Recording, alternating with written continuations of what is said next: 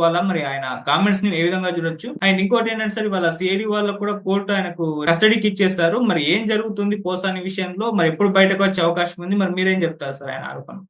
పోసాని విషయం ఇంకా కొనసాగుతూనే ఉంది. ఆయన ఇప్పటికీ గూడా గుంటూరు జైల్‌లో ఉన్నాడు. మామూలుగా అయితే సీఐడీ పెట్టిన కేసులో పోసానికి ఈ నెల 26 వరకు గూడా రిమాండ్ కోర్ట్ విధించింది. అందువల్ల హ్మ్. ఆయన రిమాండ్‌లో ఈ నెల 26 వరకు ఉండాలి.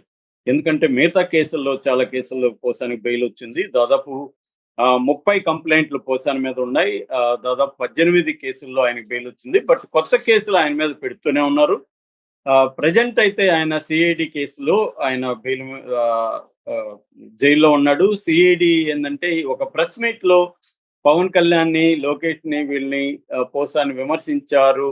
అంటే అసభ్యంగా పదజాలంతో దూషించారు అనేది ప్రధానంగా ఆయన మీద అభియోగం. ఈరోజు పోసాని 10 గంటల నుంచి సాయంత్రం 5 గంటల వరకు పోసానిని సిఐడి కస్టడీకి గుంటూరు కోర్టు అనుమతించింది. సో, ఈ టైంలో ఆయన్ని విచారించే అవకాశం ఉంది. దాని తర్వాత మళ్ళీ ఆయన కోర్టుకైతే పెడతారు. అట్ ద సేమ్ టైమ్ ఈ రోజే పోసాని బెయిల్‌కి సంబంధించి కూడా విచారణ కోర్టులో రాబోతుంది. సో, ఆయనకేమన్నా బెయిల్ గాని వస్తే బయటొస్తారు. లేకపోతే ఇంకా కోర్టులో ఉండే అవకాశం ఉంది. లేదు ఇంకొన్ని కేసుల్లో PT warrant, prisoner transit warrant గాని ఆయన మీద మళ్ళీ ఆయా ఇన్వెస్టిగేటివ్ ఏజెన్సీస్ ఆయన్ని అరెస్ట్ మళ్ళీ చేయాలనుకుంటే పీటీ వారెంట్ తీసుకొని కోర్టులో ప్రొడ్యూస్ చేస్తే ఆ కేసుల్లో మళ్ళీ రిమాండ్‌కి ఇచ్చే అవకాశం ఉంది. పోసాని ఒక్కడే తిట్టలేదు. అన్ని పార్టీల్లో కూడా వ్యక్తిగతంగా తిట్టారు. కానీ పోసాని దారుణంగా తిట్టాడు. వ్యక్తిగతంగా అటాక్ చేశాడు. ముఖ్యంగా పవన్ కళ్యాణ్ ఫ్యామిలీ గురించి, వాళ్ళ పిల్లల గురించి, వాళ్ళ భార్య గురించి దారుణంగా మాట్లాడాడు. ఏ సభ్య సమాజంలో కూడా అటువంటి వ్యాఖ్యల్ని ఎవరు కూడా భరించలేని పరిస్థితి. మొన్న చూసాము రేవంత్ రెడ్డిని తిట్టిన దానికి ఇద్దరు జర్నలిస్టుల్ని కూడా ఇదే రకంగా త్రిపుల్ వన్ కేసు పెట్టి లోపలేశారు. సో, కాబట్టి పోసాని చేసిన నేరానికి తిట్టిన దానికి ఆయన మీద కేసు పెట్టొచ్చు కానీ, ఆయన్ని ఆ నేరాల్లో అరెస్ట్ చేసే పరిస్థితి లేదు లా ప్రకారం. ఆయన్ని ఒక క్రిమినల్ సిండికేట్‌లో భాగంగా ఆయన్ని కేసు పెట్టకూడదు మాత్రం ఘోరం. ఖచ్చితంగా వేధిస్తున్నారు. No doubt. సో, దాన్నే శివాజీ జెప్పాడు. శివాజీ పర్ఫెక్ట్‌గా జెప్పాడు నిజానికి. శివాజీ చాలా బ్యాలెన్స్‌గా మాట్లాడాడు. రెండోది పోసాని చేసిన తప్పుని శివాజీ సపోర్ట్ చేయలేదు. రాజకీయాల్లో వ్యక్తిగతంగా టార్గెట్ చేయడం మంచిది గాదు. ఒకవేళ పార్టీ ఆదేశాల మేరకు టార్గెట్ చేయాల్సొచ్చినా కుటుంబాల జోలికి మాత్రం వెళ్ళగూడదు. నేను 12 ఏళ్ళు రాజకీయాల్లో ఉన్నాను. నేను ఎవరిని వ్యక్తిగతంగా టార్గెట్ చేయలేదు. అప్పుడే మనం సేఫ్‌గా ఉంటాము అని శివాజీ మాట్లాడాడు. అది ఖచ్చితంగా 100% కరెక్టు. శివాజీ నుంచి ఆ విషయాలను చాలామంది రాజకీయ నాయకులు నేర్చుకోవాలి. కానీ ఇప్పటికి గూడా కూటమిలో ఉండే అనేక మంది గాని ఇలాగే మాట్లాడుతున్నారు జగన్ గురించి, మిగతా వాళ్ళ గురించి.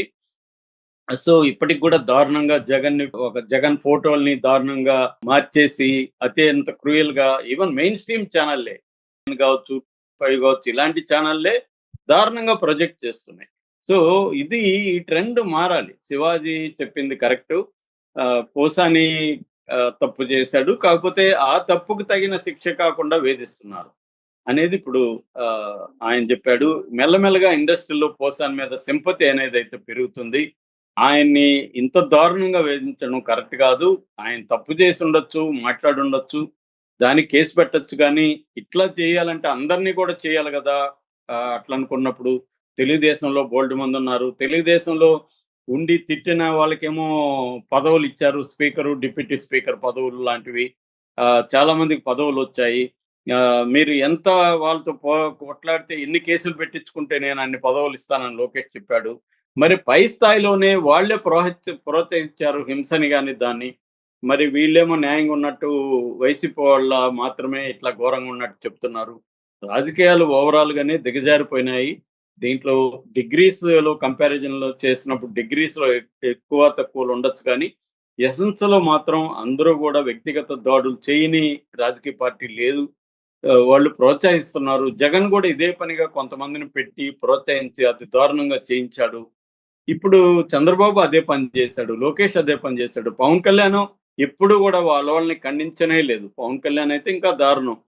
జనసేన వాళ్ళైతే ఓన్లీ నోటిదే గాదు, వాళ్ళు చేతికి గూడా పని జెప్పారు. కర్రలకు పని జెప్పారు. అటాక్ జేశారు. ఇదే పోసాని కృష్ణమురళిని వాళ్ళు అటాక్ జేస్తే ఆయన 3 రోజులు అజ్ఞాతంలోకి ఎళ్ళలేదా? కాబట్టి ఇదేందంటే అన్ని పార్టీలకి ఈ జబ్బు ఉంది. ఇక్కడ కూడా తెలంగాణలో కూడా చూస్తున్నాం. ఇవాళ బీఆర్ఎస్ వాళ్ళు దారుణంగా రేవంత్ రెడ్డిని టార్గెట్ చేసి వ్యక్తిగతంగా బూతులు తిట్టిస్తా లేదా ఆహ్, ఇంకా సాక్షాత్తు రేవంత్ రెడ్డి ఎవ్రి మంత్ ఎలా మాట్లాడాడో బీఆర్ఎస్ తీసుకొచ్చింది వీడియోలు. ఆయన ఎలాంటి బూతులు మాట్లాడాడో చూస్తున్నాం. అంతకుముందు కేసీఆర్, కేటీఆర్‌లు ఎలా మాట్లాడాడో చూస్తున్నాం. ఇది అన్ని చోట్ల అసహనం పెరిగిపోతుంది. ఆహ్, ఒక హేట్రెడ్ అనేది పెరిగిపోతుంది.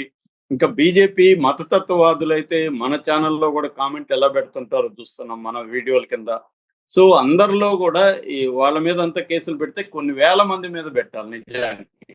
సోషల్ మీడియా మీద బూతుల గురించి మాట్లాడేటైతే నాతో సహా అన్ని రకాల జర్నలిస్టుల మీద బూతులు తిడుతూ, మన వ్యక్తిగతంగా భార్యల్ని, అమ్మల్ని తిడుతూ దారుణంగా కామెంట్లు పెడతారు. మరి వాళ్ళ మీద అంతా కూడా కేసులు పెట్టాలి కదా! పోసాని మీద పెడితే.